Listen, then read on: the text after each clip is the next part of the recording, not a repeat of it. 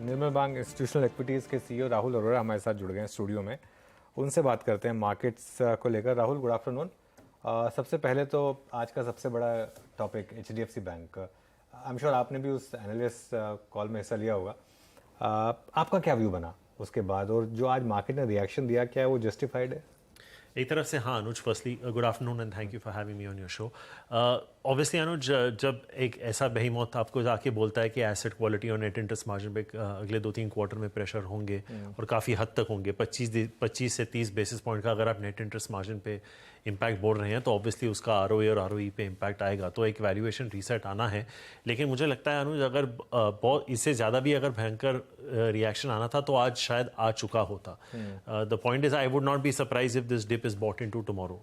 लेकिन हाँ, क्या ये इस वक्त अगर आपका 6 महीने का नज़रिया है तो क्या ये टॉप पिक होगा बैंकिंग सेक्टर में, ये डिबेटेबल है। मुझे लगता है कि शायद और मौके आपको बेहतर मिल सकते हैं अगले 6-8 महीने के लिए, क्योंकि ऐसी बहुत सारी चीज़ें अनुज जो HDFC और HDFC बैंक के एक होने से अगले 6-8 महीने में ही क्लैरिटी मिलेगी। Right, slippages, provisional coverage ratio, बहुत सारी चीज़ें हैं जो स्टेज 1 स्टेज 2 में या स्टेज 3 में HDFC के थे जो HDFC बैंक के नहीं थे, and so on and so fourth. तो आई थिंक अगले 6-8 महीने में थोड़ी क्लैरिटी मिलेगी। अगर ज़्यादा प्राइस करेक्शन भी नहीं हुआ तो ये टाइम करेक्शन का कैंडिडेट ज़रूर है। तो आई थिंक ये अगर आप लॉन्ग टर्म का व्यू लेके चल रहे हैं 3-4 साल का, तो आप खरीद लीजिए आज। लेकिन अगर आपका थोड़ा शॉर्ट टर्म का नज़रिया है तो I think this will probably not be the preferred name in private banks at this point in time, क्योंकि जो कमेंट्री आई है अनुज उसके बेसिस पे वैल्यूएशंस शॉर्ट टर्म में थोड़े स्ट्रेच जरूर लग रहे थे। ओके, तो आपने कहा कि शॉर्ट टर्म में बेटर अपॉर्चुनिटीज होंगी आपके पास, वो क्या होंगी? क्या नाम इन पर्टिकुलर, अगर बैंकिंग की बात कर ले तो? State bank of India and bank of Baroda. Okay, I think मेरे हिसाब से पब्लिक सेक्टर बैंक्स में ज़्यादा डेल्टा है प्राइवेट सेक्टर के मुकाबले। ऑब्वियसली प्राइवेट सेक्टर में हर एक बैंक में कुछ ऐसी चीज़ें हैं जो इवॉल्व होंगी, जैसे ऑब्वियसली एक लीडरशिप चेंज है कोटक महिंद्रा बैंक में। इंडसइंड बैंक लुक्स ओके थोड़ा, पर वो क्या है ना, थोड़ा हाई बीटा हो जाता है। क्योंकि अगर मार्केट यहाँ से अगर गॉड फॉरबिड अगर 18,000 चला गया तो वो HDFC कोटक वगैरह से ज़्यादा गिरेगा, तो एक बीटा फैक्टर आ जाता है। बट आई थिंक अगर आपको लार्ज कैप्स में रहना है तो मेरी राय यही होगी कि आप पब्लिक सेक्टर में ज़्यादा रहिए। हम कुछ ही दिन पहले चर्चा कर रहे थे अनुज एडिटर्स राउंड टेबल पे कि जो क्रॉस सेलिंग है पब्लिक सेक्टर बैंक्स में, वो प्राइवेट सेक्टर बैंक्स के मुकाबले बहुत कम है अनुज, जो आपके फ़ी इनकम में जाती है। तो अगर SBI और बैंक ऑफ बड़ौदा, चाहे उनका म्यूचुअल फंड हो, लाइफ इंश्योरेंस वगैरह हो, अगर वो थोड़ा अपसेलिंग हो जाए तो ROA पे बहुत इम्पैक्ट आता है अनुज। और पिछले 2 क्वार्टर में आप देखेंगे ROA और ROE जो बैंक ऑफ बड़ौदा और SBI बैंक की है वो लाइफ टाइम हाई पे जा चुकी है, and still neither of them are trading at 1.5 time book. In fact bank of Baroda तो आपको 1 टाइम पे मिल रहा है। तो आई थिंक कुछ ऑप्शन वैल्यू भी है SBI में। मुझे नहीं पता अगर SBI म्यूचुअल फंड कभी लिस्ट हो, बॉब कार्ड्स की चर्चा हो रही है लिस्टिंग की, तो ये कुछ ऑप्शन वैल्यूज भी हैं।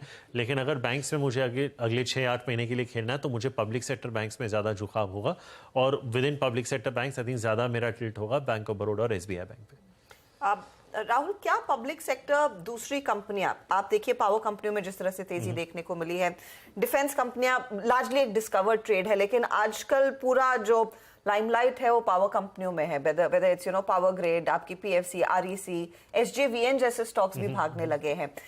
इधर कुछ खास पकड़ा है क्या? कुछ अपॉर्चुनिटी आप लोगों ने ढूंढी है इसमें?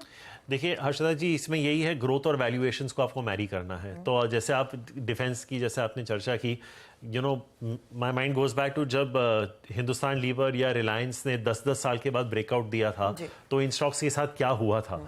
तो ये हमें लगता है कि कभी कभी एक्सेसिव हो जाता है, क्योंकि अगर मैसगांव डॉक की बात करूं तो अगर आप पिछले 18 महीने का चार्ट देख लें तो इट्स बिन अ 10x, पर सारे 10x नहीं हुए हैं, कुछ डबल हुए हैं, कुछ ट्रिपल हुए हैं, but these are coming of many years of under performance and under ownership. तो एक टेक्निकल फैक्टर भी आ जाता है कि अगर एक सेक्टर अच्छा कर रहा है तो आप बाकी में भी, आपने एक सेक्टर का जिक्र नहीं किया, वो मैं ऐड करना चाहूंगा, रेलवेज भी एक ऐसी प्ले है जहां पे बहुत चर्चा हो रही है। हम डेडिकेटेड फ्रेट कॉरिडोर की बात कर रहे हैं, आप देख लीजिए जिस तरह से सीमेंट कंपनीज रेलवे साइडिंग्स वगैरह लगा रही हैं, तो चाहे राइट्स हो, IRCTC हो, तो आई थिंक ऐसी बहुत सारी कंपनियां हैं इंडस्ट्री लीडर्स में पब्लिक सेक्टर में, जहां इवन इफ द स्टॉक्स समझो आज की डेट में आप देख रहे हो कि डबल, ट्रिपल, क्वाड्रुपल भी हुए हैं, हो सकता है कि आज भी वैल्यूएशंस आपके फेवर में हो, और वहां पे आप, मेरे ख्याल से आप इंडस्ट्री लीडर्स के साथ ही रहिए। आप जिस भी सब सेक्टर में देखते हैं, आई वुड नॉट से आप सारे PSUs खरीद के चले जाएं, लेकिन आप हर एक सब सेगमेंट में, चाहे बैंक्स हो, डिफेंस हो, I'm not so sure about insurance, Harshada ji, because LIC is losing market share. So I'm not really sure about public sector insurance, but बाकियों में I think there is definitely value to be had. In fact, आप public sector insurance की भी बात कर सकते हैं. SBI Life, almost 17-18% का return on embedded value और return on equity है. It's not even at 2 times price to embedded value. और आपको याद होगा जब HDFC Life इन वैल्यूएशंस या ये रिटर्न रेशियोज और ग्रोथ पे चल रहे थे, उनका तो एक जमाने में 4.5 times price to embedded value हो था. तो I think there is enough and more opportunity in public sector, but stay with the leaders and identify with caution. Viru, Rahul, अब आते हैं 2-4 स्टॉक्स पे और मैं ऑटो स्पेस से 2 लीडर्स की बात करूंगा. पैसेंजर व्हीकल्स में टाटा मोटर्स, साथ ही साथ M&M, दोनों ही स्टॉक्स जब मैं आपसे बात कर रहा हूँ ऑल टाइम हाई पे ट्रेड कर रहे हैं. और इधर बजाज ऑटो और हीरो मोटोकॉर्प. अब यहाँ पे नई एंट्री की गुंजाइश कितनी है, या फिर एग्जिस्टिंग जो लोग हैं उनके लिए आपका कितना अपसाइड और बाकी है आपके मुताबिक? And specially Tata Motors China factor के चलते भी थोड़ा सा कोरिलेट करके मैं आपसे पूछना चाहूँगा. वीरू, अगर आप सिर्फ पैसेंजर व्हीकल्स की बात करें तो my tilt would be more towards Maruti as oppose to Tata Motors. I think जो आपने चाइना का एक जिक्र किया और उसमें अगर आप सीवीज खेलना चाहते हैं तो I would rather play through Ashok Leyland. I think that would be the order that I would like to play. I think अगर आप अशोक लेलैंड के नंबर्स देखें हमारे यहाँ पे, I think the EPS between FY23 reported and FY25 expected, EPS almost double होने जा रहा है. It's a great play to be having. I think यहाँ से भी मुझे लगता है कि अगर आप निवेश करें तो 215-220 का भाव मुझे आराम से अशोक लेलैंड पे लिखता है. रिटर्न रेशियोज भी I think high teens low 20s की तरफ जा रहे हैं और मार्जिन एक्सपेंशन भी काफ़ी हद तक अच्छा है. मारुति में आप देख लीजिए, हालांकि आप मास सेगमेंट में प्रेशर देख रहे हैं जो कि वो अल्टो, ए स्टार वगैरह हैं, लेकिन अगर आप मिड टू प्रीमियम देखें, चाहे वो सियाज हो, एस क्रॉस, ब्रेजा वगैरह, sales are doing exceptionally well. तो I think if you want to play passenger vehicles, I would definitely rate it ahead of Mahindra and Tata Motors. And if I was to play through CVs, ऊपर से जैसे आपने very correctly point out किया, China का एक question mark factor रहता है. Two wheelers की अगर आप चर्चा करें वीरू, तो I think I would like to take a contrarian call.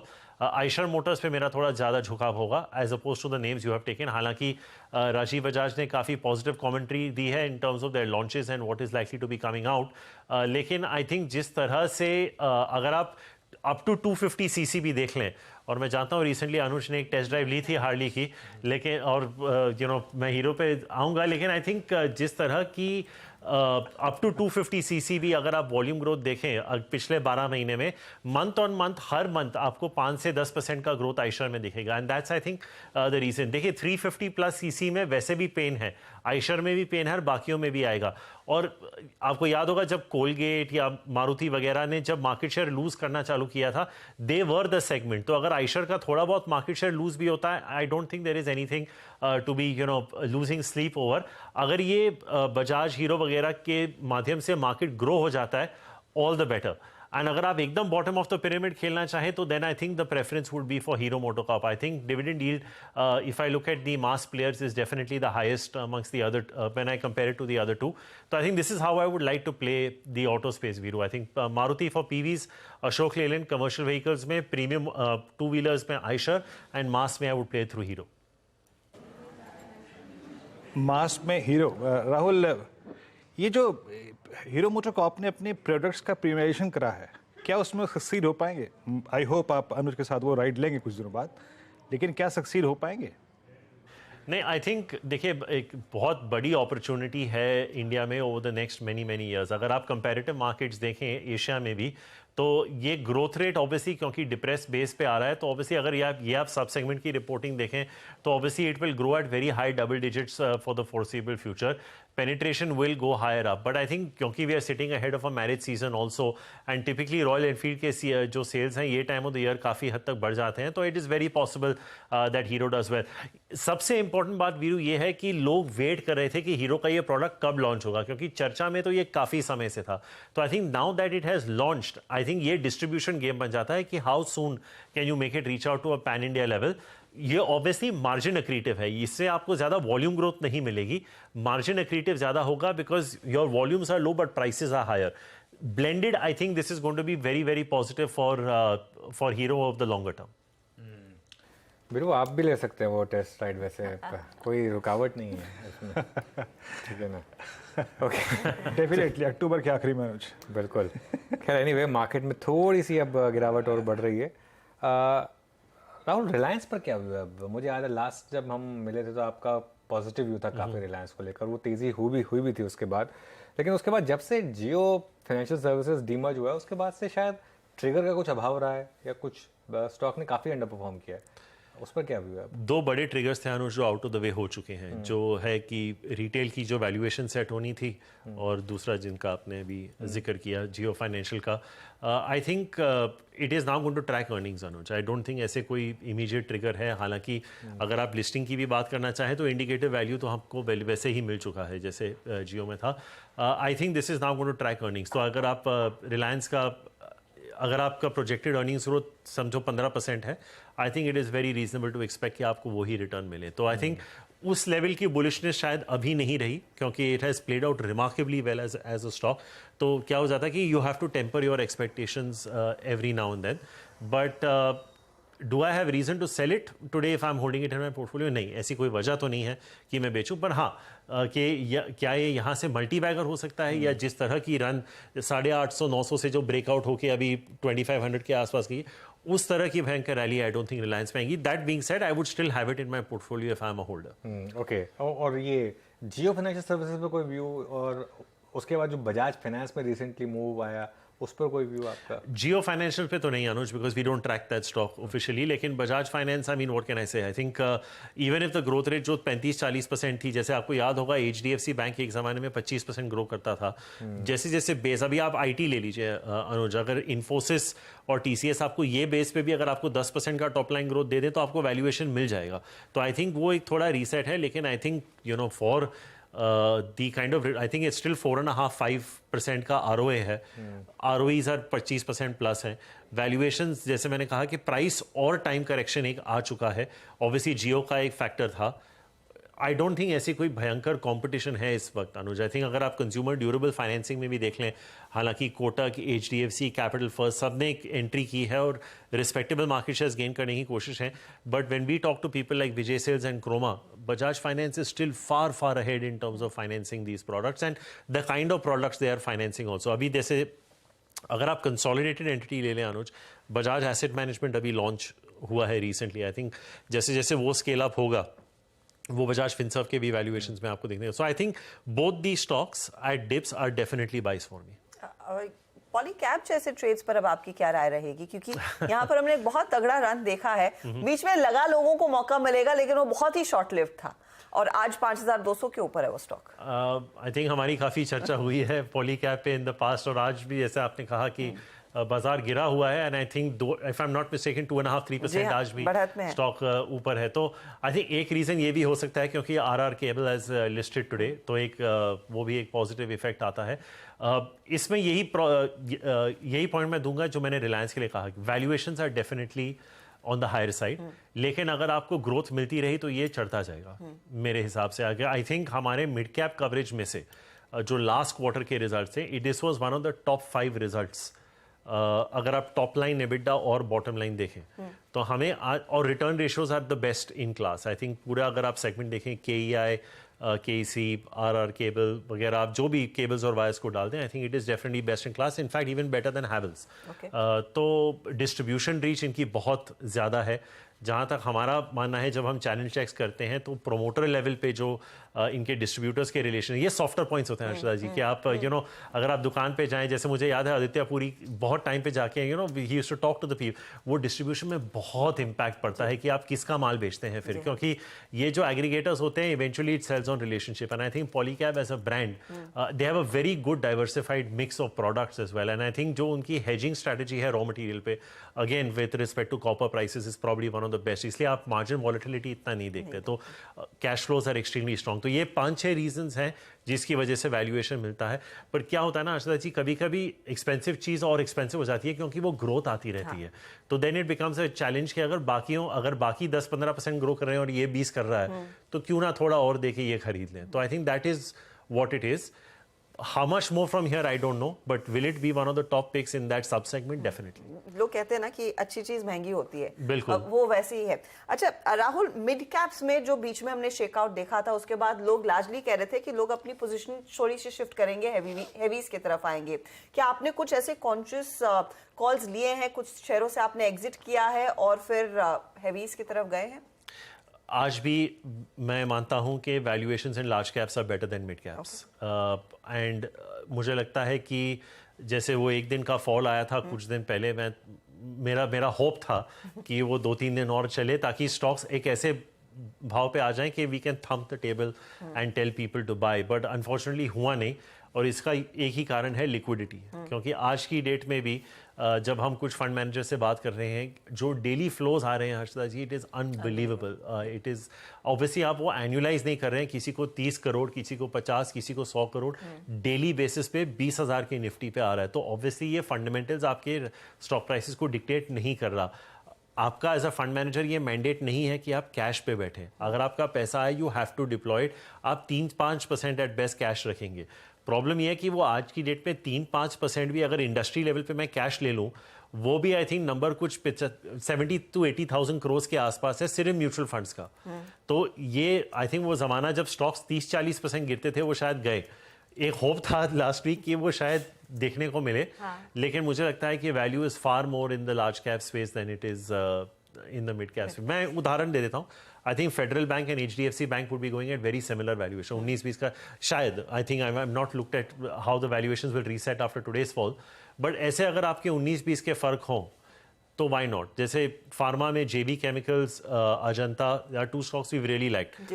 If I stack them up against Sun Pharma and Cipla, in fact they'll be more expensive. तो why not go for Sun and Cipla? तो ये हर एक sectors में आपको देखने को मिलेगा जहाँ पे मुझे लगता है कि लार्ज कैप के वैल्यूएशंस फिलहाल थोड़े ज्यादा रीजनेबल दिख रहे हैं as opposed to mid caps. Okay, Cipla पर कोई व्यू आपका कवरेज में है? सिप्ला बिल्कुल, it has been our top large cap domestic recommendation for a मुझे व्हाइल। याद था, इसके लिए मैं जी, तो आई थिंक लार्ज कैप में हमारा झुकाव हमेशा टोरेंट, जाइडस और सिप्ला की तरफ रहा है। If you want to play a hybrid domestic ये है। आई थिंक अनुज, अगर आपको एक रीजनेबल हाइब्रिड प्ले करना है तो सनी है आपका, जिसने सिकोवा, इलूमिया, विनलेवी वगैरह के प्रोडक्ट्स बहुत अच्छी तरीके से यूएस में मार्केट किए हैं। बाकियों को उस तरह की सक्सेस नहीं मिली है, एक रेवलिमिड आके निकल गया, बट बाकी जो हैं काफ़ी उस लेवल के नहीं है, $1.5-2-3 बिलियन के ड्रग्स। लेकिन ऑब्वियसली सिप्ला में अनुज एक कॉर्पोरेट एक्शन की अनाउंसमेंट की वेट हो रही है। वो आए ना आए पता नहीं, बट आई थिंक आज की डेट में भी इनहेलर की लीडरशिप अगर आप देखें इज़ क्वाइट रिमार्केबल। हमें लगता है कि अगले 2 साल जो FY23 और 25 के रिपोर्टेड हैं, हमारे हिसाब से अर्निंग 16% कंपाउंड होंगे। It doesn't matter who leads the management. I think the business is extremely good. The cash flows and fund themselves. The past acquisitions have been extremely solid. तो इसमें कोई दिक्कत नहीं है। आप सिप्ला और टोरेंट दोनों मेरे हिसाब से इस भाव पे देख सकते हैं। And like I was just saying, अगर आप मिड कैप्स में जाना चाहें तो अजंता और जेबी शायद, but I think it's a space Anuj, मुझे लगता है कि ये अगले 4-5 महीने में आपको सरप्राइज करता जाएगा। ये थोड़े वैल्यूएशंस रीसेट होते जाएंगे। कोई और नया स्टॉक आपकी कवरेज में आया? पिछली बार आपने जिलेट और पीएनजी की बात की थी जी। कोई नया स्टॉक जो आपने कवरेज में ऐड किया? ऐसे तो कोई कुछ खास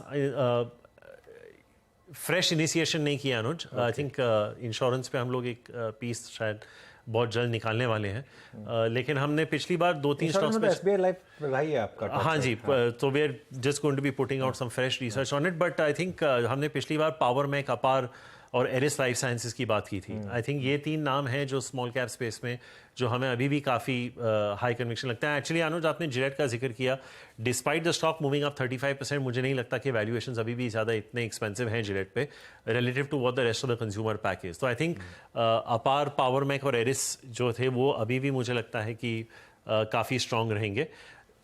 obviously on a case to case basis हर एक सेक्टर्स में आपके कुछ mid and small cap ideas रहेंगे। जैसे we really like the gas space, right? Gujarat Gas is something that we like, and in cement Birla Corp. I think these are a couple of names I think we have not spend too much time discussing, लेकिन हमें लगता है यहाँ से भी earnings growth in दोनों में बहुत स्ट्रॉन्ग आ सकती है। बिरला कॉप ऑब्वियसली उसका मुकुटबान का प्लांट अभी अप एंड रनिंग हो चुका है, और गुजरात में मोरबी बेल्ट पूरा रिकवर हो चुका है। तो आई थिंक जिस तरह की प्राइसिंग की बात मैनेजमेंट कर रही है, I think these could be 2 very very good stocks to be holding as well. Okay, Biru? Rahul, IndiGo पे आपका व्यू क्या है? आई मीन जो पोस्ट कोविड डिप था वहाँ से आपका पैसा तिगुना हो चुका है। मैंने 800 रुपये पे जिसने कॉल ली होगी वो 2400-2800 का भाव देख के आया। अब प्रमोटर सेलिंग बार बार वो 5-5 महीने के अंतराल में चंक आना है सेल होने के लिए। क्रूड एट 94 प्लस इनके इंजन इश्यूज, काफ़ी इनके फ्लाइट्स जो हैं और जो एयरक्राफ्ट हैं वो ग्राउंडेड हैं बिकॉज ऑफ इंजन्स। आपका व्यू इस वक्त क्या बनता है इस वक्त इंडिगो पे? ये क्वार्टर बहुत ही स्ट्रांग होगा Viru. I think you are getting into festive season, marriage season and the cricket World Cup. तो आई थिंक जो Q3 के रिजल्ट्स हैं वो बहुत स्ट्रांग होंगे। आई थिंक जिस तरह से रियलाइजेशंस रीसेट हुए हैं ये प्री कोविड लेवल्स पे तो नहीं जाने वाले, जहाँ तक मेरा अनुमान है। आई थिंक ये realisations are here to stay. हो सकता है कि आपकी डिमांड ग्रोथ थोड़ी कम हो जाए as the year goes on, क्योंकि G20 वगैरह भी थे, तो शायद कैलेंडर ईयर 2024 में not be as strong in terms of passenger footfalls, लेकिन मुझे नहीं लगता कि रियलाइजेशंस ज़्यादा गिरेंगे। The time to take profits on IndiGo will be after next quarters result. जो आपके रिजल्ट्स आएंगे फरवरी में, वहाँ पे आप थोड़ा प्रॉफिट ले सकते हैं। Till then I would say continue to ride this stock. I know you know corporate actions is one thing, लेकिन आप सिर्फ अगर बिजनेस फंडामेंटल्स ट्रैक करें, एक ही इशू है इस पे Veeru, how do you manage your costs, because crude already I think 92-93 पे चला गया है, देयर एंड देयर अबाउट्स। तो अगर ये 100 के ऊपर चला गया तो आप कॉस्ट कैसे मैनेज करेंगे, आपकी रियलाइजेशन पे कितना और इम्पैक्ट आ सकता है। तो as things stand right now, no reason to sell the stock, लेकिन I would definitely be concern अगर क्रूड 105 के आसपास या 100 के ऊपर चला गया तो फिर ये क्या होगा। हालांकि मुझे फिर भी लगता है कि क्योंकि फेस्टिव सीजन आ रहा है ये मैनेज कर लेंगे, but no reason to sell as of today, maybe after Q3's results. Alright Rahul, बहुत बहुत शुक्रिया आज हमारे साथ जुड़ने के लिए, और काफ़ी लंबी चर्चा हुई आज हमारी। Thank you so much. Thank you for having me. Okay, चलिए